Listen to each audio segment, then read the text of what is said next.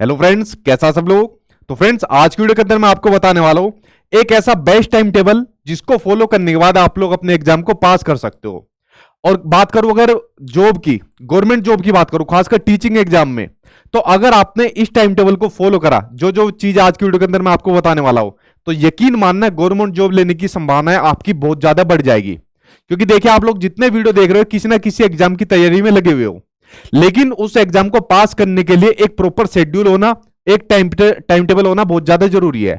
वरना ऐसे ही पढ़ रहे हो, आज पढ़ लिया, कल नहीं पढ़ा, 2 घंटे पढ़ा, 3 घंटे पढ़ा, कोई फायदा नहीं होने वाला। ठीक है, क्योंकि कंपटीशन बहुत ज्यादा है।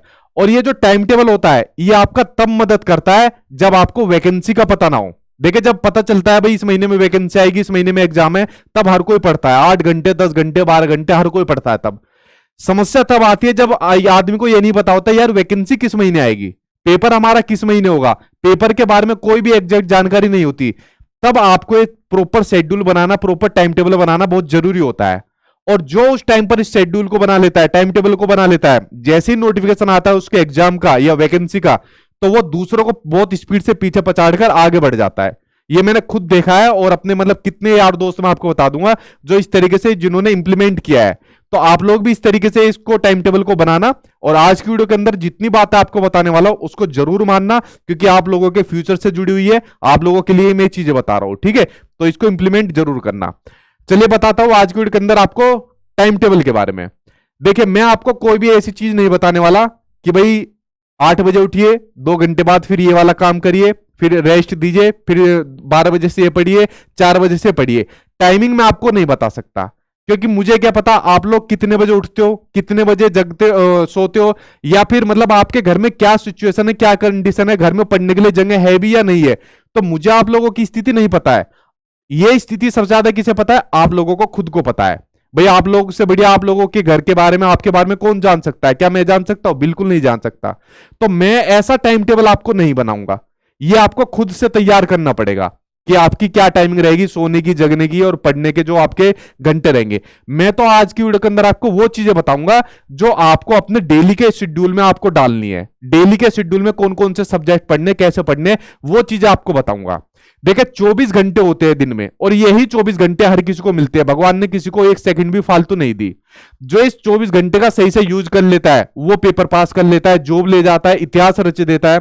और जो इस 24 घंटे में कुछ भी काम नहीं करता, वो अपनी जिंदगी ऐसी निकाल देता है।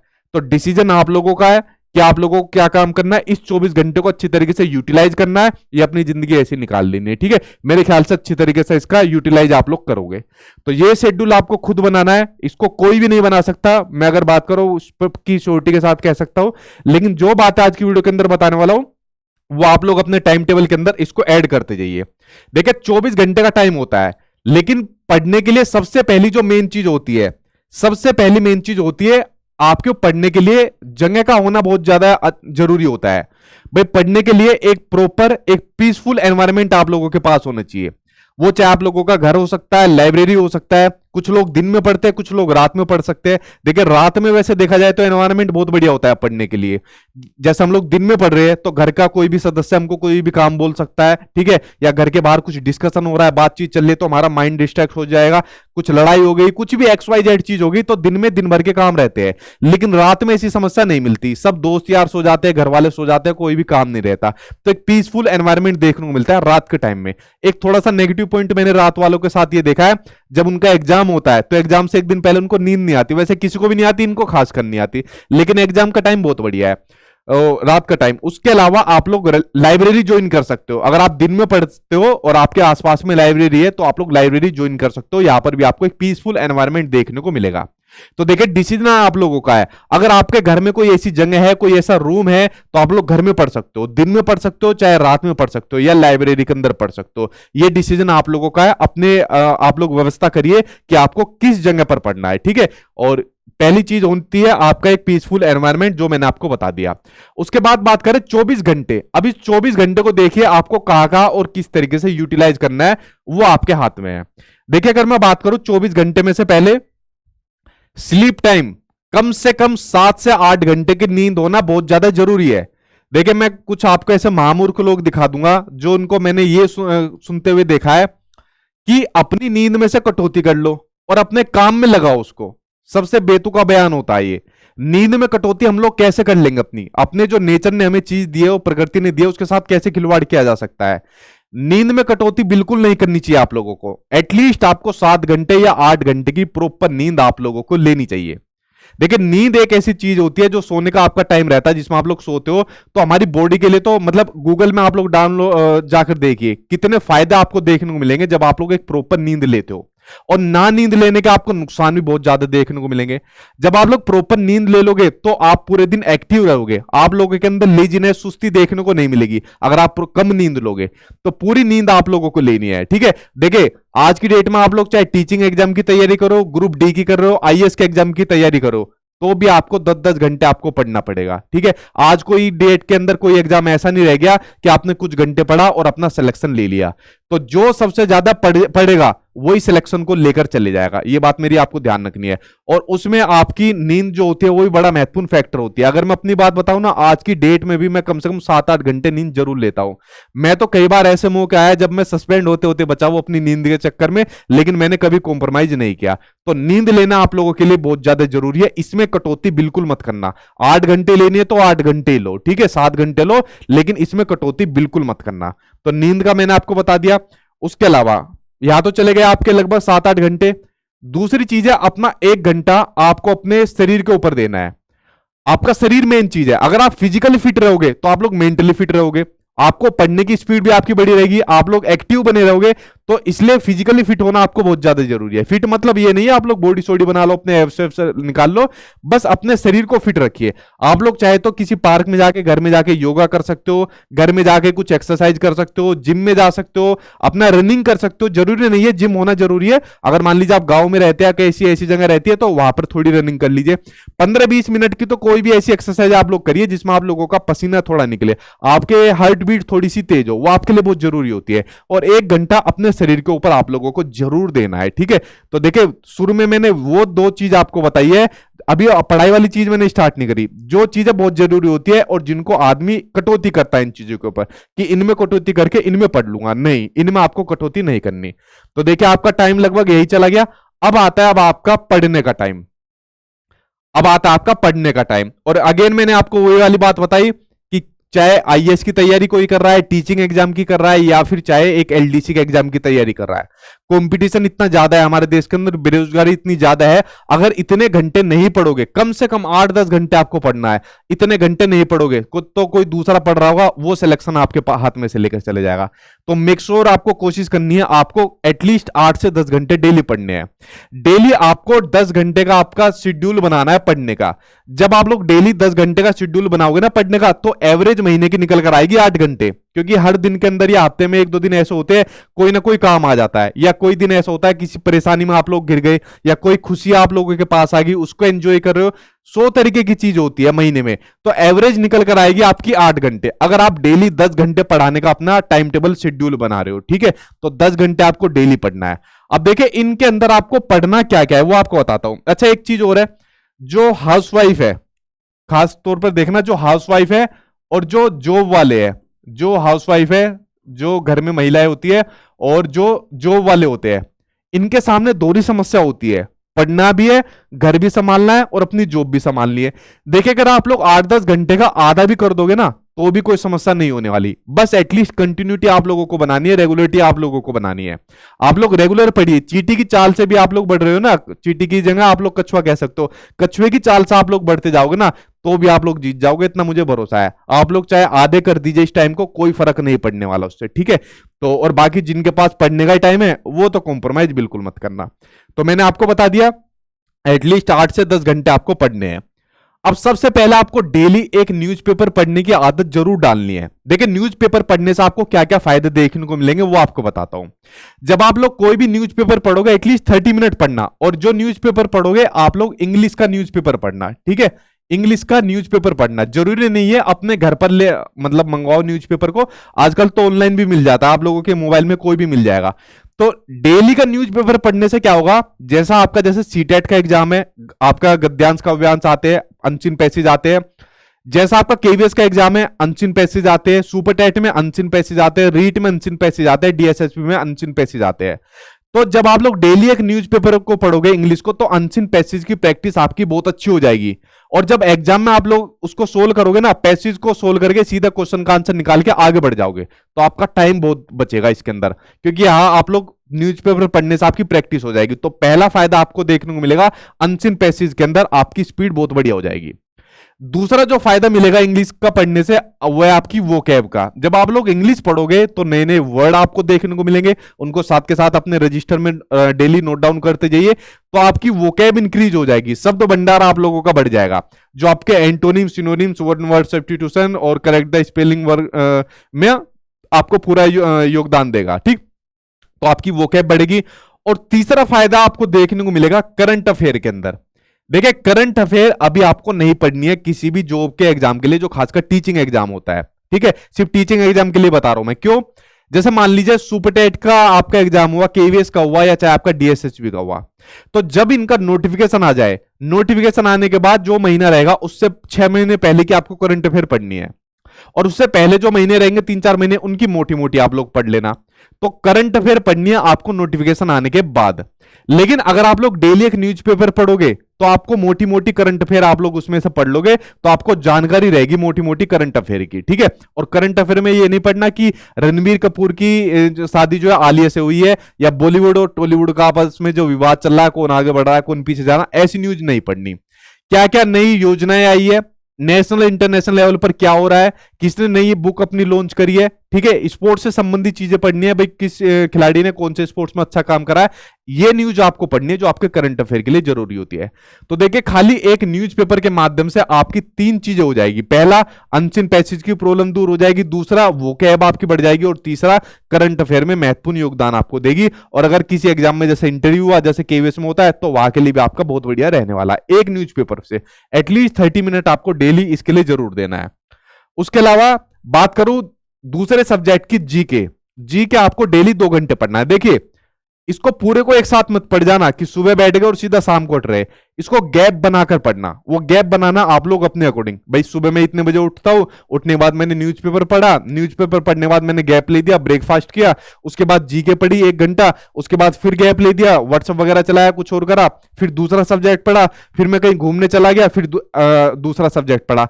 1 घंटे से ज्यादा मत पढ़िए, क्योंकि एक साइकोलॉजी फैक्ट भी है, 1 घंटे से ज्यादा जब पढ़ते हैं तो मतलब उतना एक्टिव नहीं रहता आदमी उसके अंदर। तो 1 घंटे पढ़िए कोई भी सब्जेक्ट को, और फिर उसके बाद गैप लीजिए। इस तरीके से आप लोगों को पढ़ना है, ठीक है। तो इन सभी के अंदर आपको गैप बनाना है अपने अकॉर्डिंग, इसलिए मैंने आप लोगों के लिए कोई टाइम टेबल नहीं बनाया, इनको अपने टाइम टेबल में आपको फिट करना है। देखिए, जीके पढ़ना आपके लिए बहुत जरूरी है। 2 घंटे, 1 घंटे सुबह पढ़ लिए, 1 घंटे शाम को पढ़ लिए, जो भी आपका तरीका हो, 1-1 घंटे में पढ़ना। जैसा आप लोग सुपर टेट के लिए तैयारी कर रहे हो, या फिर केवीएस के लिए कर रहे हो, डीएसएसबी के लिए तैयारी में लगे हो, तो वहां पर जीके आती है।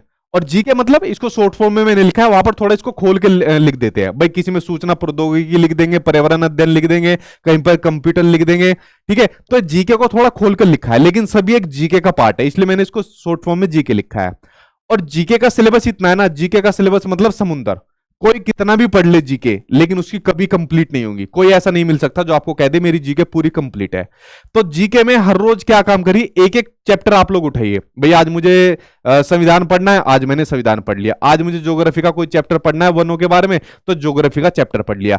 डेली 1-1 चैप्टर उठाइए, 1-1 घंटे आपको जीके पढ़ने। इस तरीके से क्या होंगे, जो आपके मेन चैप्टर है वो कंप्लीट होते चले जाएंगे। तो जीके में आपको 2 घंटे सबसे ज्यादा इसी पर देना है। जिसकी जीके ज्यादा हो गई वो दूसरों से आगे निकल जाएगा, ठीक है। तो जीके का मैंने बता दिया, इसमें आपको 2 घंटे देना है।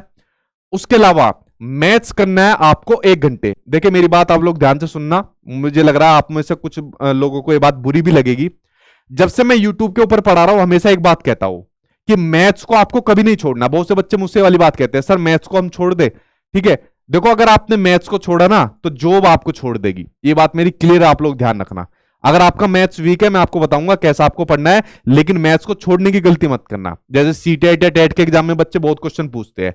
देखो, उसमें एक बारी को मान लो आपने छोड़ दिया, क्वालिफाई एग्जाम होते हैं सीटेट वगैरह, तो क्या होगा, आपने मैथ छोड़ दिया, आप क्वालिफाई हो गए मेन एग्जाम के लिए, फिर आप लोग आ गए, लेकिन वहां पर मैथ्स आपको देखने को मिलेगी। कहाँ मैथ्स छोड़ दोगे, सुपर टेट में मैथ्स आएगा, केवीएस में मैथ्स आएगा, डीएसएसबी में मैथ्स आएगा, रीट में भी मैथ्स आएगा। तो मैथ्स आपको बिल्कुल नहीं छोड़नी। अगर अगेन उसी बात को रिपीट कर रहा हूं, अगर आपने मैथ्स छोड़ी तो जॉब आपको छोड़ देगी। ये बात आपको बुरी जरूर लगेगी, लेकिन आपके लिए फायदेमंद बहुत जरूरी है। कुछ नहीं करना आपको। अगर आपका मैथ्स बहुत वीक है ना, आपको फोबिया भी है मैथ्स से, बस डेली 1 घंटा आपको अपना मैथ्स के अंदर देना है। भाई मान लो आज आपने 1 घंटा मैथ्स को दिया, आज मैं भाई नंबर सिस्टम करूंगा, ठीक। तो नंबर सिस्टम को आपने पढ़ा, समझा, कुछ क्वेश्चन सोल्व करे। अगले दिन 1 घंटे में क्या काम करा, उसी नंबर से सिस्टम से संबंधित क्वेश्चन आंसर की आपने प्रैक्टिस करनी। इजी और मॉडरेट लेवल तक आपको चीजें करनी है, हार्ड मैथ्स आपको नहीं करना। आपके टीचिंग एग्जाम तक के लिए काफी रहता है इजी प्लस मॉडरेट लेवल, ठीक। तो अगले दिन फिर क्या काम करा, चलो यार आज यार मैं प्रॉफिट एंड लॉस करता हूं। प्रॉफिट एंड लॉस करा 1 घंटे के अंदर, अगले दिन 1 घंटे के अंदर उससे संबंधित आपने क्वेश्चन आंसर की प्रैक्टिस कर ली। मैथ्स को बिल्कुल छोड़ने की गलती मत करना। फिर अगेन उसी बात को रिपीट कर रहा हूं मैं, अगर मैथ्स को छोड़ दोगे तो बहुत बड़ी आपको दिक्कत हो जाएगी। 1 घंटा डेली इसमें आपको देना है, ठीक। उसके अलावा हिंदी आपको डेली पढ़नी है 1 घंटे, क्योंकि आपके टीचिंग एग्जाम में आपको हिंदी लगभग हर जगह देखने को मिलती है, तो हिंदी आपको डेली 1 घंटे पढ़ने हैं। दूसरी बात क्या होता है, चीजों को रिलेट करके पढ़िए। मान लीजिए आप हिंदी पढ़ रहे हो, भाई चलो आज मैंने समास पढ़ रहा हूं, समास के अंदर मान लीजिए आप समास के प्रकार में द्विगु समास पढ़ रहे हो, तो वहां पर आपकी पहचान हुई होती है, भाई संख्या से उसको पहचान लेते हैं। तो वहां पर मान लीजिए आप लोगों ने पढ़ लिया त्रिभुज, तो आपके माइंड में आया या त्रिभुज से संबंधित तो आज मैंने मैथ सोल्व करी है, तो त्रिभुज की जितनी प्रॉपर्टीज होती है, फॉर्मूले होते हैं, इससे संबंधित क्वेश्चन आंसर है, सबको अपने माइंड के अंदर एक बार रिमाइंड करा दीजिए, ठीक है। रिलेट कर दीजिए चीजों को। मान लीजिए करंट अफेयर में आपने त्रिभुज से संबंधित कुछ चीज पढ़ी है, तो उसको रिलेट कर दीजिए। त्रिभुज के एंटोनिम, सिनोनिम्स, पर्यायवाची शब्द, विलोम शब्द, ऐसे चीजों को रिलेट करिए। इससे आप चीजों को भूलोगे नहीं, वो चीज आपकी पक्की होती जाएगी, ठीक है। तो हिंदी 1 घंटा देनी है, इंग्लिश आपको 30 मिनट देनी है, क्योंकि यहां पर न्यूज़पेपर में ऑलरेडी आप लोग 30 मिनट इसके अंदर दे चुके हो, ठीक है। तो हिंदी में 30 मिनट में क्या होगा, एक चैप्टर उठा लो डेली। भाई आज मुझे नाउन करना है, अगले दिन एडजेक्टिव करूंगा या एडवर्ब करूंगा, या फिर आज मैं नाउन करूंगा, कल इसी की प्रैक्टिस करूंगा, अगले दिन एडजेक्टिव करूंगा, फिर इसी की प्रैक्टिस करूंगा। मतलब आधा घंटा आपको इस तरीके से एक चैप्टर उठाना छोटा छोटा।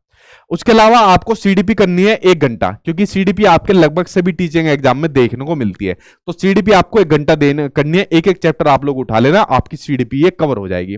उसके अलावा अदर सब्जेक्ट की तैयारी आप लोग बाकी के 1 घंटे में कर सकते हो। जैसे मान लीजिए आपको रीजनिंग करनी है, इस 1 घंटे में कर लो। जीवन कौशल करना है, इस घंटे में कर लो। जैसे डीएसएसबी के अंदर पार्ट भी आपका 100 नंबर का आता है, तो सीडीपी से पूरा कवर नहीं हो पाएगा, तो बाकी की चीजें इस 1 घंटे में कवर कर लो। तो अपना 1 घंटा ऐसा रखना जिसमें आप बाकी के सब्जेक्ट को भी अपना करते जाइए साथ के साथ, छोड़नी कोई चीज नहीं है, ठीक है, छोड़नी नहीं है। उसके अलावा इस टाइम टेबल के अंदर सबसे मेन बात है आपकी रिविजन। देखिए एक साइकोलॉजी का सिंपल सा एक नियम है, अगर आपने किसी भी चीज को 3-4 घंटे तक रिवाइज करा, उसकी रिवीजन करी, तो आपके माइंड में फिट हो जाएगा वो। तो रिवीजन करना बहुत ज्यादा जरूरी है। अगर आप लोग किसी चीज को, जैसे आपने जो चीज पढ़ी रात में रिवाइज करोगे ना, तो मेरे अकॉर्डिंग, इसमें मैं गलत भी हो सकता हूं, मतलब मेरी ये स्ट्रेटेजी थी, रात में रिवीजन करता था क्योंकि वो फिट रहती थी मेरे माइंड में। लेकिन ये क्लियर फैक्ट जरूर है, अगर आपने किसी चीज की 3-4 बार रिवीजन कर ली तो आपके माइंड में जरूर फिट हो जाएगी।